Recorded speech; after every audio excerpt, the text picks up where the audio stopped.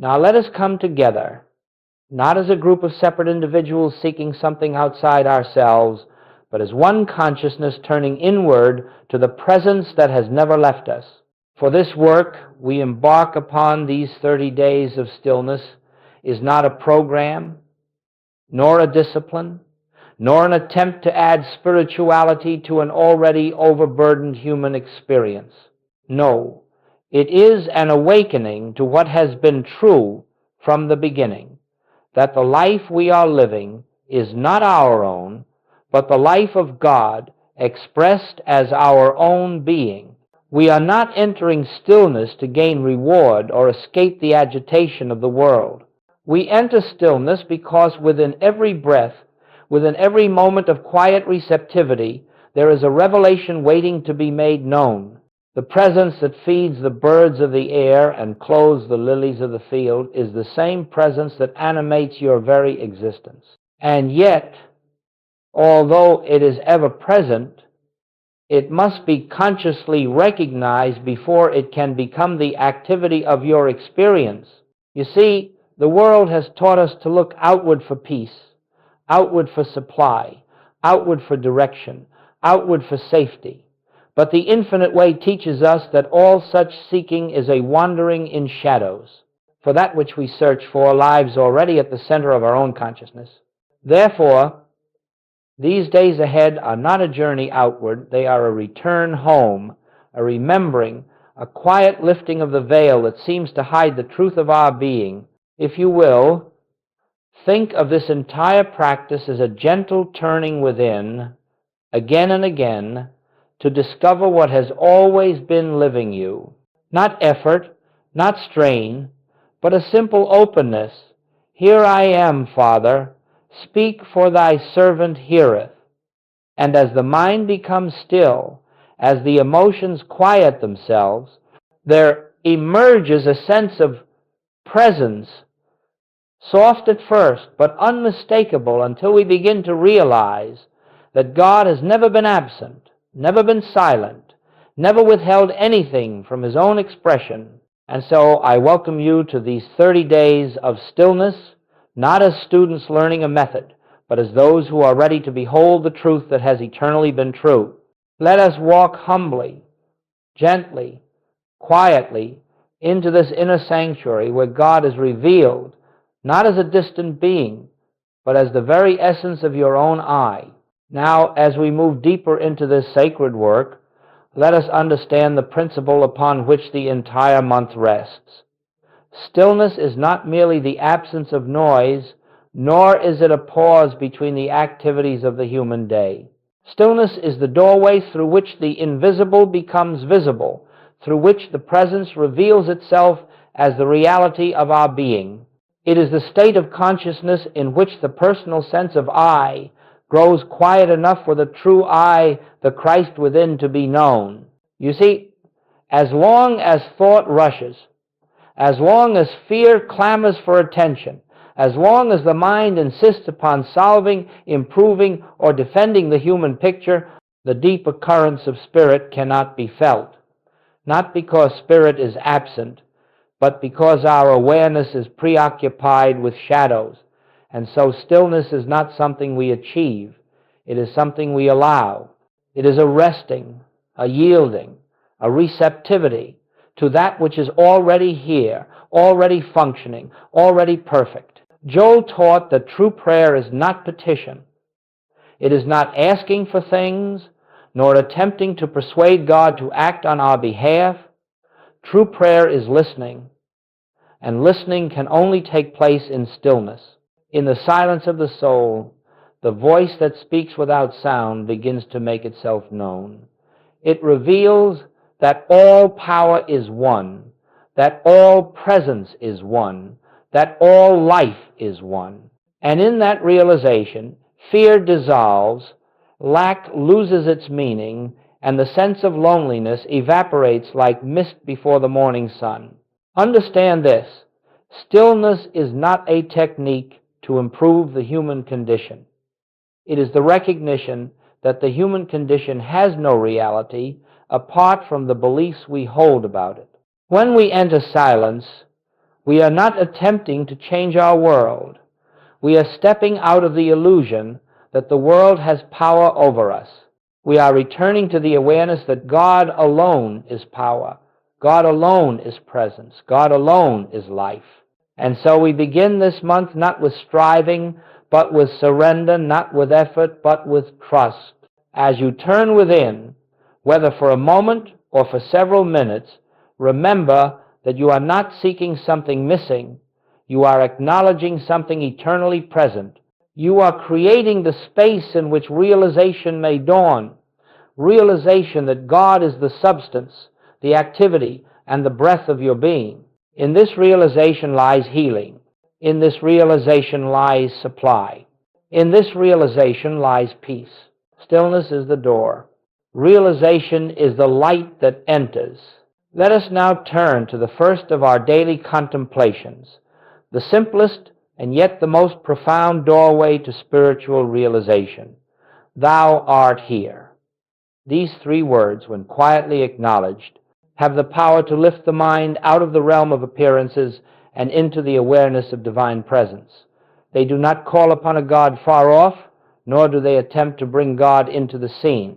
They merely recognize what has always been true, that the infinite is already fully present, fully active, fully here. You see, the difficulty in spiritual living does not lie in God's absence. There is no such thing as an absent God. The difficulty lies in our failure to be consciously aware of that presence.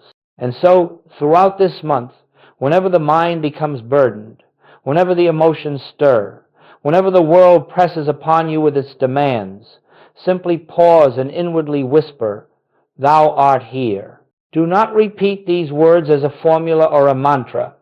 Speak them as a recognition. Let them rise from the depths of your being, not from the surface mind. Say them softly within yourself, not to convince, not to compel, but to acknowledge. For in that quiet acknowledgement, something shifts. A subtle relaxation comes over you. The sense of striving eases.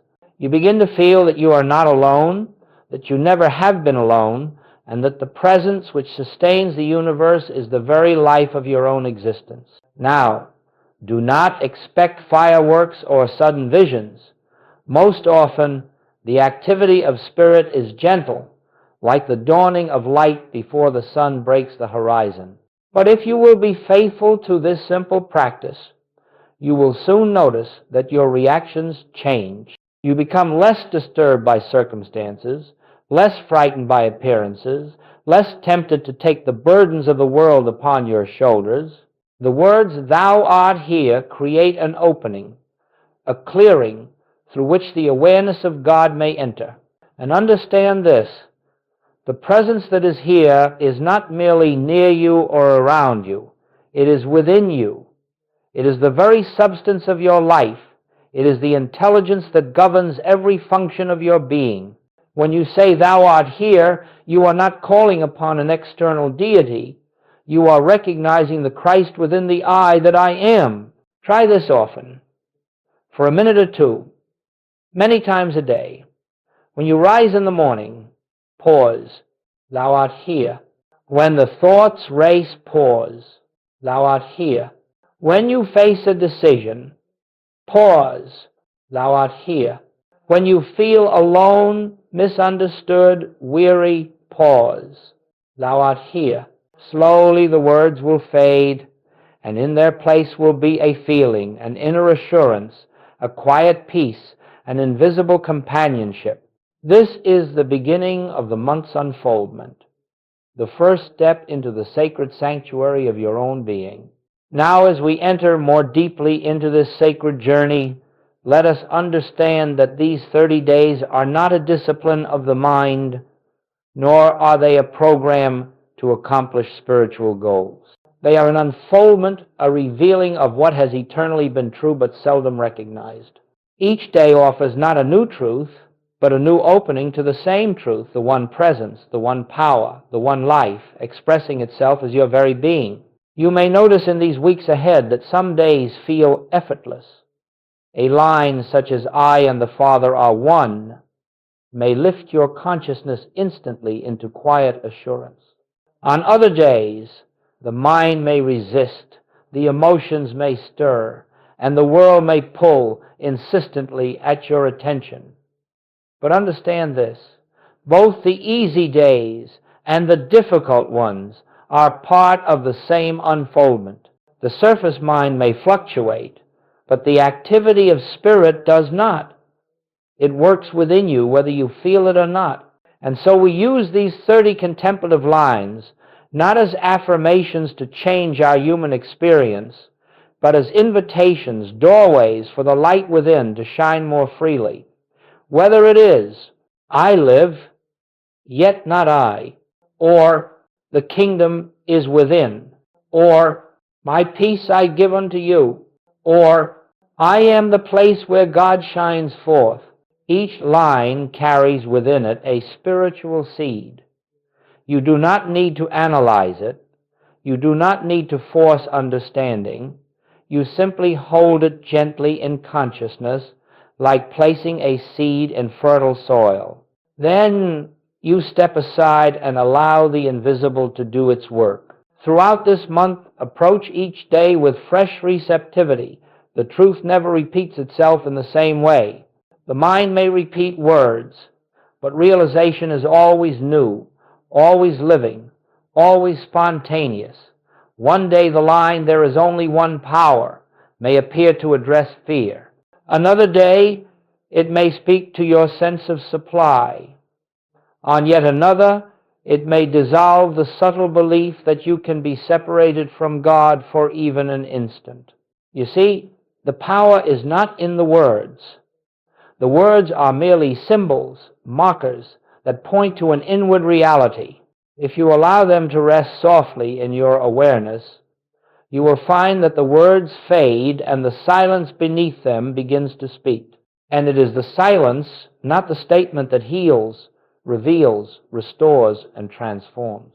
Therefore, do not rush through these 30 contemplations, nor judge the results by appearances. Spiritual unfoldment is seldom noisy. It does not announce itself. It moves gently, imperceptibly, like the tide that rises without sound. Yet one morning you awaken, and you know something has changed. The weight you carried is gone. The fear no longer has a voice. The sense of loneliness has evaporated. You feel accompanied, upheld, guided. This is the fruit of daily stillness. This is the fruit of quiet recognition. This is the fruit of 30 days spent turning within. And though you may not see the entire transformation while you are in the midst of it, the unfoldment is taking place nonetheless. The spirit within you never sleeps. Its activity continues even when you are unaware of it. Our task is simply to present ourselves each day open, receptive, available, and allow the inner light to reveal itself in its own way, in its own time, in its own perfect fullness. Now, as we continue in this sacred practice of daily stillness, something subtle yet profoundly transformative begins to take place within you. It does not arrive with fanfare, nor does it announce itself with emotional excitement. It comes quietly, as a gentle movement of the spirit, a soft unfolding of awareness that Joel called the inner hearing. You see, the spiritual life is not lived through the human mind. The human mind is an instrument of analysis, of memory, of reason, and all these have their place in the world of appearances. But they cannot touch the infinite. They cannot grasp God. They cannot reveal the presence. Only the inner ear, that deep faculty of spiritual discernment, can receive the impartation of truth. And this inner ear awakens, not through effort, but through silence. As you sit in stillness, whether with the words, "Thou art here," or "I and the Father are one," or any of the contemplations we shall explore this month, you are tuning your consciousness to the frequency of spirit. You are creating the conditions in which realization may dawn. And then, without warning, without planning, there comes a moment when a truth rises within you, not as thought, not as memory, but as revelation. This is the inner hearing. It may come as a deep sense of peace, unconnected to any circumstance. It may come as clarity, a sudden knowing of what is right without any reasoning. It may come as a lifting of fear, so gentle that you hardly notice when it left. It may come as love, love that does not originate in the mind, but pours forth from a depth you did not know you possessed. Do not misunderstand. This is not imagination. It is not self-suggestion. It is the activity of the Spirit of God within your own consciousness. It is the Christ, the true identity of you, breaking through the clouds of personal thinking and revealing itself as your real self. And hear this well. Inner hearing does not depend on your worthiness. It does not depend on your purity of thought, nor on your emotional harmony, nor on your spiritual accomplishments. It depends only on your willingness to become still, still enough for the noise of the world, the noise of fear, and the noise of personal striving to subside. When the mind is quiet, even if only for a moment, the inner ear opens. When the heart is receptive, even if only slightly, the light of realization enters. When you cease trying to reach God, God reveals himself as the very being you have never ceased to be. And so throughout this month, as you return to stillness, you will gradually discover that a new dimension of life is unfolding within you. You begin to sense that guidance is no longer sought from the outside. It arises from within. You feel that strength is no longer the result of effort. It comes as grace. You notice that harmony is no longer created. It is revealed. This is the fruit of inner hearing. This is the beginning of spiritual realization. This is the awakening of the divine consciousness that has always been the center of your being. And once this inner hearing begins to function, even faintly, it will continue to grow. It will speak more clearly, more frequently, more naturally. It will become the quiet voice that walks with you, the silent companion that precedes you, the invisible presence that sustains you. And you will know beyond all doubt that you are being led not by human will, but by the Spirit of God. As we continue in these daily contemplations, something begins to take place within you, quietly, steadily, almost imperceptibly at first. It is not dramatic. It is not emotional. It is not accompanied by sudden bursts of spiritual excitement. It is a transformation, but a transformation so gentle, so inward, that you may not notice it until you look back and discover that the landscape of your consciousness is no longer the same. You see, spiritual growth is not measured by outer achievements. It is not measured by visions, nor by sensations, nor by changes in circumstance. It is measured by the degree to which the personal sense of self yields to the realization of the presence within. And this yielding happens slowly, tenderly, through the simple act of stillness. One day, you will discover that situations which once disturbed you no longer hold the same power. You will find that the reaction which once sprang up instantly, fear, irritation, anxiety, has lost its foundation.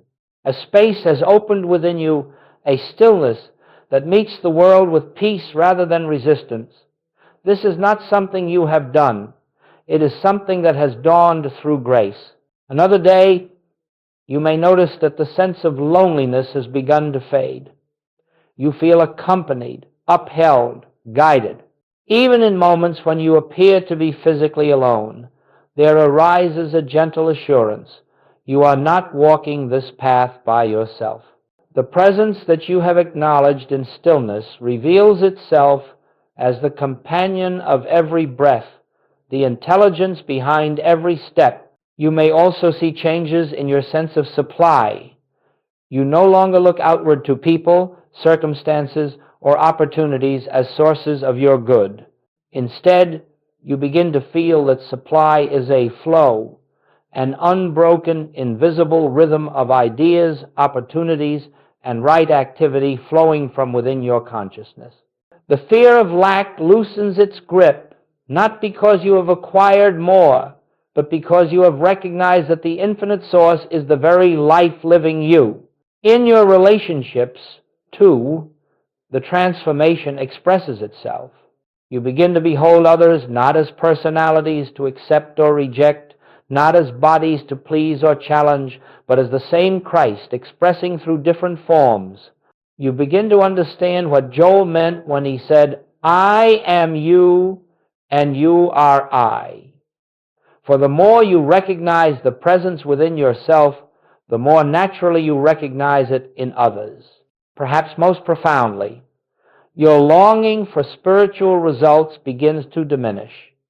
You become less interested in what stillness can bring you and more devoted simply to abiding in the presence. The desire for experiences subsides, and in its place arises a contentment, a quiet joy, a sense of completeness that is not dependent on anything external. And here is a mystery.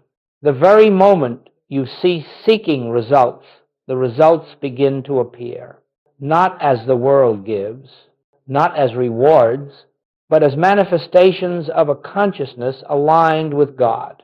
All of this happens gradually, silently, like the soft turning of a season. You may not feel the change as it occurs, but you will awaken one morning and discover that your consciousness has been lifted. You will realize that the peace you once pursued now rests upon you. The harmony you once sought now moves through you. The presence you once tried to find now reveals itself as the truth of your own being. This is the quiet miracle of these 30 days. This is the transformation born of stillness. This is the fruit of letting the inner light shine in its own effortless way. Now, as this month of devotion progresses, something very beautiful begins to occur. Stillness, which at first seemed like a practice, something you did for a minute or two, many times a day begins to live you. It ceases to be an activity and becomes an atmosphere.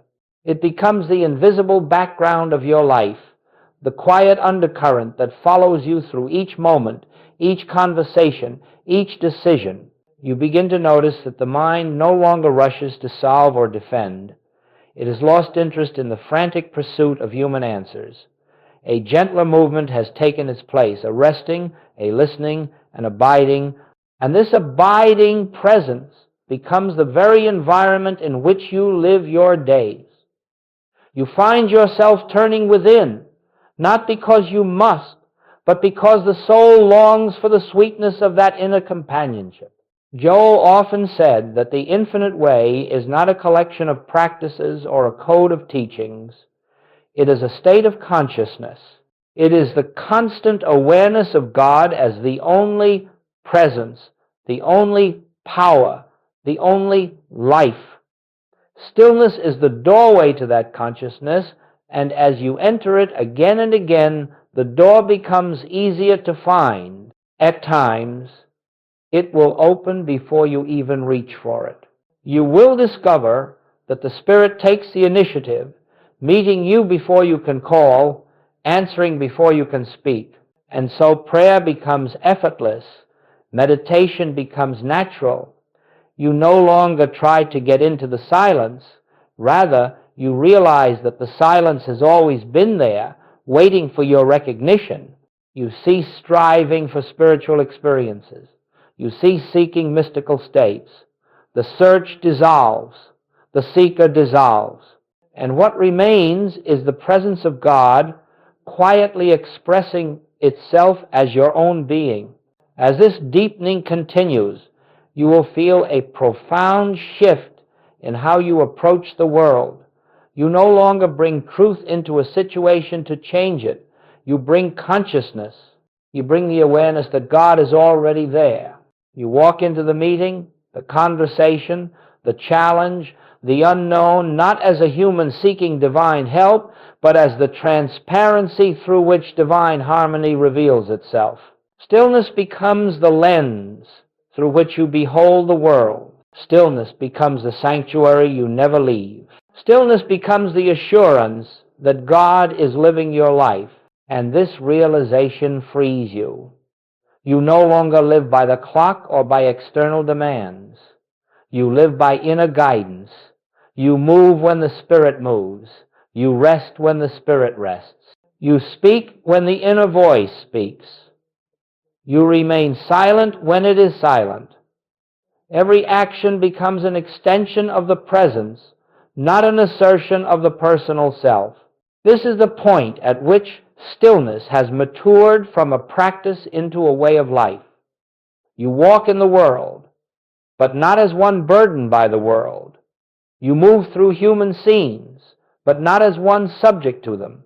You live in the awareness that the kingdom of God is not a future attainment, but the ground upon which you stand, the breath you breathe, the life you are. And so, beloveds, do not be concerned with how far you have progressed. Do not measure your spiritual maturity. Simply remain faithful to the inner turning, and the inner turning will carry you effortlessly into the deeper waters of realization. For it is not you who accomplish this work. It is the Spirit within you, fulfilling its purpose through the quietness of your surrender. Now, as we come toward the heart of this month-long journey, a deeper revelation begins to dawn, one so simple, so clear, so liberating, that it dissolves years of spiritual effort in a single breath. It is the realization that you are not the one living your life. God is the life that is living you. This is not poetry. It is not metaphor. It is not a comforting thought meant to reassure a troubled mind. It is truth pure, unadorned, unqualified. When the personal sense of I becomes still, when striving ceases and silence is allowed to permeate the soul, you begin to perceive that all the while, beneath the surface of your human doing, an invisible presence has been conducting the true activity of your life. Consider for a moment the way a flower opens in the morning sun. It does not try to open. It does not force itself to bloom. It simply yields to the invisible life within it. That life is its intelligence, its purpose, its direction. So it is with you. The life you believe belonged to your human personality has never been yours. It has always been the expression of the infinite made visible through you. When Joel said, "I can of mine own self do nothing," he did not speak of helplessness, nor was he confessing weakness. He was expressing the highest form of spiritual recognition that the personal sense of self has no power, no wisdom, no life of its own. And yet, when it yields, the divine self, the Christ, the I Am, shines through with effortless grace. In the stillness, you begin to sense this great truth. You notice that inspiration arises without your thinking. Solutions present themselves without your seeking. Strength appears without your effort. And you come to realize that all along, the Father within has been the source of your every breath, your every intuition, your every moment of harmony. This realization lifts a tremendous burden from your shoulders. No longer are you attempting to guide your own steps, to secure your own supply, to heal your own body, or to direct the course of your life. The responsibility is released not into chance, not into fate, but into the hands of the very presence that is living you. Life becomes a listening. Action becomes the natural expression of inner guidance. Prayer becomes a recognition rather than a request. Harmony becomes the atmosphere in which you live. And with this realization comes an even greater truth. The problems you thought you had were never yours to solve. They belonged to the personal sense of self, which was never your true identity. As the false sense dissolves in the light of this realization, the problems dissolve with it. Shadows vanish when the light appears, not because they were overcome, but because they were never real to begin with. This is why Scripture says, "It is the Father within me who doeth the works." It is not a statement of humility, but of spiritual fact. When you yield to this inner activity, you do not become passive. You become transparent. You become the place where God shines forth, the instrument through which divine harmony is made visible on earth. And so, with each day of stillness, with each gentle turning within, with each quiet acknowledgement of Thou art here, you are preparing the way for this realization to take root. You are loosening the grip of the personal sense of self and allowing the true self-God being, Christ awareness, to emerge as the reality of your life. This is the great transition of which the mystics speak, the shift from being a creature trying to reach God to being the expression through which God lives, His own infinite life. It is not a future attainment. It is the truth of you now, awaiting only your recognition. And now, as we bring this unfolding to its gentle close, let us remember that spiritual work never truly ends. It does not conclude with the final word of a lecture or the closing of a book. For the activity of spirit is continuous, ceaseless, and eternal, and it moves within you whether you are aware of it or not. The stillness you have touched in these contemplations is not confined to these moments. It is the very ground of your being, ever present, ever available, awaiting only your recognition. Beloveds, take with you this simple assurance. You are safe, not because the world is stable, not because conditions are favorable, but because the presence that lives you is infinite, unchanging, and whole. You walk in the everlasting arms, held by a love that has never wavered and will never withdraw. No problem, no appearance, no condition of this world has the power to separate you from the life that is God expressing itself as you. Carry forward the stillness you have gathered here, not as a technique, but as an atmosphere of consciousness. Let it go before you into every circumstance of your life. Let it surround you in your moments of uncertainty. Let it lift you in times of fatigue. Let it reveal to you, again and again, that you are never facing anything alone. The presence walks with you as your own being, and it knows the way. When the mind grows noisy, return for just a moment to that awareness we have practiced. Thou art here. When fear whispers its illusions, answer softly, I and the Father are one. When you feel the weight of the world, remember, I am the place where God shines forth. Let these words become gentle reminders, not affirmations of something hoped for, but recognitions of what already is. As you continue beyond these 30 days, you will find that the inner hearing grows clearer, the inner peace deeper, the inner guidance surer.